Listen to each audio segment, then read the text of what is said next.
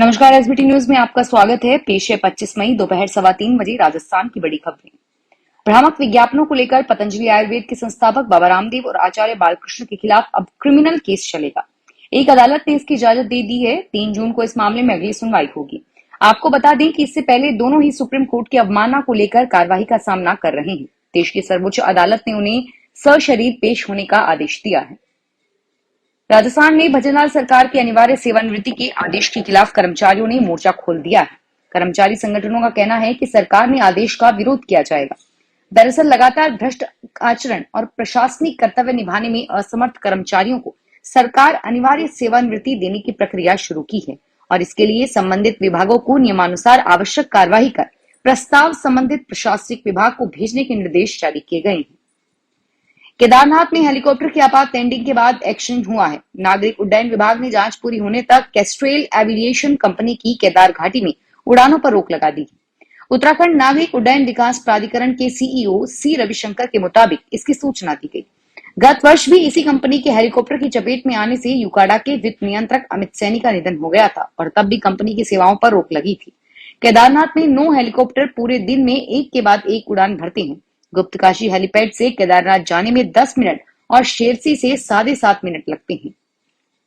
लोकसभा चुनाव के छठे चरण में राजधानी दिल्ली में भी मतदान हो रहा है। ऐसे में कई नेता भी अपने मताधिकार का प्रयोग करने विदेश मंत्री एस जयशंकर, हरियाणा के सीएम मनोहर लाल खट्टर, बांसुरी स्वराज समेत कई नेताओं ने वोटिंग में हिस्सा लिया। वहीं विदेश मंत्री एस जयशंकर सुबह सुबह जब वोटिंग करने बूथ पर पहुंचे तो 20 मिनट लाइन में खड़े होने के बाद उन्हें पता चला कि वोटिंग लिस्ट में उनका नाम ही नहीं है। इसके बाद उन्हें बिना वोट डाले ही लौटना पड़ गया। Rajasthan state open school Jaipur की ओर से उच्च माध्यमिक परीक्षा सत्र 2023-24 से 5 विषयों के पाठ्यक्रम में संशोधन किया गया। सचिव ने बताया कि राजस्थान स्टेट ओपन स्कूल के ऐसे अभ्यर्थी जिन्होंने वर्ष 2023 से पूर्व पंजीकरण करवाया है, उन्हें अध्ययन की सुविधा के लिए परीक्षा केंद्रों पर 5 मई 2024, अक्टूबर-नवंबर 2024 परीक्षा के लिए पुराने और नवीन पाठ्यक्रमों के प्रश्न पत्र अलग अलग उपलब्ध कराए जाएंगे। हाल ही में राजस्थान स्कूल शिक्षा परिषद के सभागार में शिक्षा मंत्री ने राजस्थान स्टेट ओपन स्कूल की अक्टूबर-नवंबर 2023 स्ट्रीम 2 यानी पूरक परीक्षा का परिणाम जारी किया था। राजस्थान में हीट वेव को देखते हुए मुख्यमंत्री शर्मा ने मुख्य सचिव सुधांश पंत को विभागों में समन्वय रखते हुए निगरानी रखने के निर्देश दिए हैं।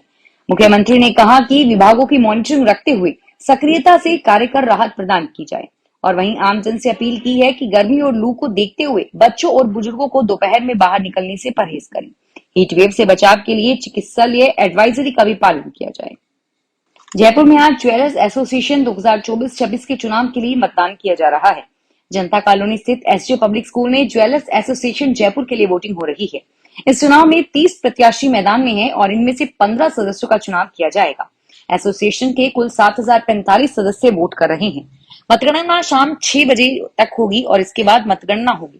इस चुनाव में आलोक सोंखिया और अनिल बम पैनल के बीच मुकाबला है। उदयपुर शहर में इन दिनों ऐसे बदमाशों का गिरोह सक्रिय है जिससे जुड़े बदमाश बैंकों के एटीएम कार्ड में चिप लगाकर पहले तो ग्राहक के डेबिट कार्ड को मशीन में ही अटका देते हैं और इसके बाद एक पर्ची पर बैंक के नंबरों को मार्कर से छिपाकर उनकी जगह खुद के हेल्पलाइन नंबर लिखी हुई पर्ची चिपकाते हैं।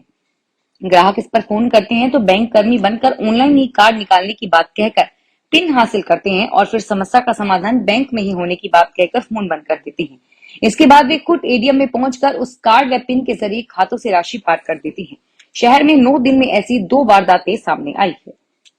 राजस्थान हाईकोर्ट ने जोधपुर शहर की देश के अन्य शहरों से एयर कनेक्टिविटी को लेकर दायर जनहित याचिका पर सुनवाई करते हुए केंद्र व राज्य सरकार को निर्देश दिए हैं कि सरकारी व निजी एयरलाइंस को मनाने का प्रयास करे ताकि अधिक से अधिक फ्लाइट का संचालन जोधपुर हो सके। जस्टिस डॉक्टर पुष्पेंद्र भाटी की खंडपीठ के समक्ष लिब्रा इंडिया की ओर से जनहित याचिका पर सुनवाई हुई और उसमें अंकुर माथुर ने पैरवी करते हुए कहा कि वर्तमान में बहुत कम एयरलाइंस ही इसका संचालन कर रही है। कोर्ट ने कहा कि यह आम नागरिक के हित से जुड़ा मामला है, ऐसे में व्यवहारिक दृष्टिकोण अपनाते हुए कार्य किया जाए। कोर्ट ने केंद्र और राज्य सरकार को भी निर्देश दिए हैं कि निजी एयरलाइन से वार्ता करे ताकि अधिक से अधिक फ्लाइट्स का संचालन जोधपुर शहर की ओर शुरू हो सके। पीटीआई भर्ती परीक्षा 2021 में अयोग्य अभ्यर्थियों के चयन का सबसे बड़ा कारण डिग्री वेरिफिकेशन की जांच में गड़बड़ी और यूनिवर्सिटी की दलालों से मिलीभगत है और इसी के चलते चयनित 5546 अभ्यर्थियों में से 2200 के दस्तावेज जांच के दायरे में हैं। निर्देशालय बीकानेर की टीम ने यूनिवर्सिटी से डिग्री लेने तक की जानकारी मांगी है। दलालों से मिली भगत के चलते यूनिवर्सिटी ने डिग्री को सत्यापित बता दिया। एसओजी की जांच में पता चला कि इनमें से कई अयोग्य हैं। मामले में शिक्षा निदेशालय बीकानेर के डायरेक्टर आशीष मोदी का कहना है कि दस्तावेजों के मामलों की जांच चल रही है और इस बीच कुछ कहना उचित नहीं है। हीटवेव को ध्यान में रखते हुए सरकार ने आंगनबाड़ी केंद्रों पर बच्चों के समय में बदलाव किया है। झुंझुनू कलेक्टर ने 3 से 6 साल तक के बच्चों का समय सुबह 7 से 9 कर दिया है। कर्मचारियों का समय यथावत रहेगा। जिले में भीषण गर्मी के बावजूद भी आंगनबाड़ी के बच्चों को अभी छुट्टी नहीं की गई है। जन आधार और गैस सिलेंडर के बाद अब राशन कार्ड को भी ई-केवाईसी करवाना होगा। खाद्य सुरक्षा के तहत राशन प्राप्त करने वाले लाभार्थियों को ई-केवाईसी करवानी होगी। राशन डीलर पोस्ट मशीन से यह ई-वाईसी करेगा और इस संबंध में विभाग की ओर से प्रदेश के सभी जिला रसद अधिकारियों को आदेश दिए गए हैं, जिसमें 30 जून तक ई-केवाईसी करवाने के लिए कहा गया है। राजस्थान सरकार एवं माध्यमिक शिक्षा निर्देशालय बीकानेर के निर्देशानुसार 17 मई 2024 से स्कूलों में ग्रीष्मावकाश चल रहा है, लेकिन शिक्षा विभाग को शिकायतें मिलती है कि सरकार की ओर से अवकाश घोषित करने के बावजूद स्कूलों का संचालन किया जा रहा है और ऐसे स्कूलों की निगरानी के लिए जिला शिक्षा अधिकारी ने टीम गठित की है। दौसा डीईओ घनश्याम मीना ने बताया कि सीबीओ महवा के द्वारा अवगत कराया गया है कि महवा क्षेत्र में 3 विद्यालय भगवती सीनियर सेकेंडरी स्कूल, संत Rajkaran senior secondary school, Sarvodaya science महका संचालित पाए गए और इन विद्यालयों के खिलाफ कार्रवाई के लिए सीबीओ को निर्देश दिए गए हैं।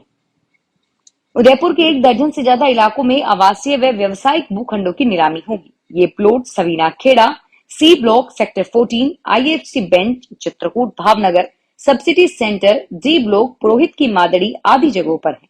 नीलामी प्रक्रिया 11 जून तक चलेगी। आयुक्त राहुल जैन ने बताया कि नीलामी में 67 भूखंडों को शामिल किया गया है और इसके बाद उनकी बोली में शामिल होने का मौका उन्हें दिया जाएगा। पिछले दिनों चिकित्सा विभाग के अधिकारियों को मिली शिकायत के बाद अलवर शहर में कचौरी की दुकानों से कचौरी और तेल के सैंपल लिए गए, जिसमें से अधिकतर पुराने तेल में पकी कचौरी हार्ट के लिए ज्यादा नुकसानदायक पाई जाती है। सीएमएचओ डॉक्टर योगेंद्र शर्मा ने कहा कि शिकायत मिलने पर चौराहे के आसपास कचौरी वालों के सैंपल लिए गए और वहां साफ सफाई का मौका देखा है। तेल व कचौरी के सैंपल अब जांच के लिए भेजे जाएंगे। फिलहाल इस बुलेटिन में इतना ही और फिर हाजिर होंगे तमाम बड़ी खबरों के साथ। धन्यवाद। अगर आप भी अपने आसपास की छोटी बड़ी और महत्वपूर्ण खबरों से अपडेट रहना चाहते हैं तो सब्सक्राइब कीजिए हमारे चैनल एसपीटी न्यूज को और प्रेस कीजिए बेल आइकन पर।